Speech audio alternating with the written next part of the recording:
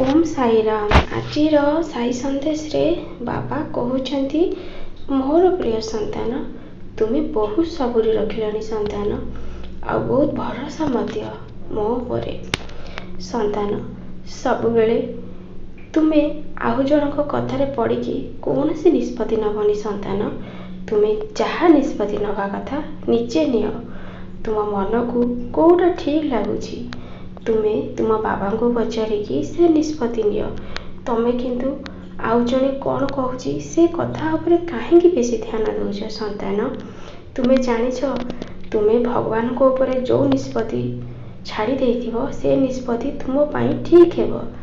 तुम्हें ये मनीष बुद्धि पड़िकी किसी भी निष्पत्ति नियनी मु तुमर प्रार्थना स्वीकार करिछि संतान। तुम जीवन में तुम्हें बहुत संघर्ष करिछ बहुत सबुरी मध्य रखिछ संतान। तुम मन रे ईश्वर प्रति टिके हेले अविश्वास नाही ताहेले तुम्हें कहीं सफलता पाइबनी संतान। तुमको तुम बाबा निश्चय सफलता करेबे तुमर मनस्कामना मध्य पूर्ण हेब। तुमको किंतु सबुदिन मो साई सच्चरित्र गोटे लेखा अध्याय पाठ करने को पड़िबो तेबे जाई तुमको सफलता मिलिबो संतान। तुम्हें केबे भी मोर कथा को अणदेखा करनी देखिबो तुम जीवन में सब किछि परिवर्तन हो जिवो। तुम्हें खाली थरे मो साई सच्चरित्र को निजर करिके देख से सबू मो जीवनी लेखा हेछि संतान। आ जेतेबेले तुम्हें विश्वासर सहित मोर साई सच्चरित्र को पाठ करिबो सेतेबेले मु तुम पाखरे निश्चय बसिथिबी काहेकि ना मो जीवनी जोठी विश्वासर सहित पाठ करा जाए मु से स्थान को छाड़ी केबे भी आसेनी। तुम्हें मते निश्चय दर्शन करिपारिबो संतान। तुम्हें पढ़ तुम पाखरे जदि साई सच्चरित्र बही नाही ताहेले तुम्हें इच्छा कर से बही तुमको निश्चय मिल जिवो मो माध्यम रे। सबु बेले गोटे कथा मन रखिबो संतान कहा उपरे राग करबनी कहा को क्रोध कला परी किछि भी कथा कहबनी।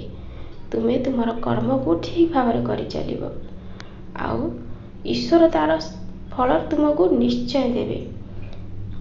का कथारे पड़ी तुम्हें केबे भी निजको कष्ट दबनी लोक माने बहुत किछि कथा कहबे तुम्हें जेतेबेले आगु को बढ़िबा को चेष्टा करिवो तुम ऊपर हसीबे पछरु तुम गोड़ को छिंकिके धरवा भी चेष्टा करेंगे से तुम्हें किंतु मो नाम को स्मरण करी तुम्हें आग को बढ़ी चलो पछ को केबे भी अनेबनी संतान। मु सब बेले तुम आगर ही अच्छी तुम्हें मते स्मरण करिका तुम्हें तुम लक्ष्य स्थल रे निश्चय पहुँचब। तुम मन रे तुम्हें जहाँ भाविच सब बेले से भावना मन रे रख आ सब बेले ईश्वर को स्मरण कर। तुम्हें जहाँ स्वप्न देखिच से स्वप्न को पूर्ण करने को से स्वप्न तुमर निश्चय वास्तव में परिणत हो संतान।